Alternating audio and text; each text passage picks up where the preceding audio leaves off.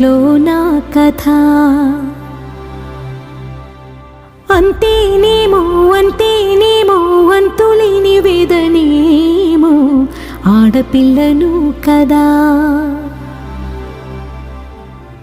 మళ్ళీ తిరిగి అడుగేసేది వచ్చిపోయే చుట్టూలానే. నేను పుట్టి పెరిగిన ఊరికి ఇంకా పైన పొరుగురిదాన్ని. కట్టదాటి గంగ నేడు కంట పొంగెనే.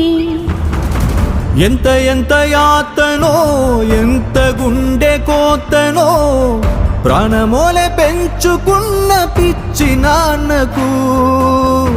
దూలమిరిగి భుజముపై పడిన పిడుగు పాటిది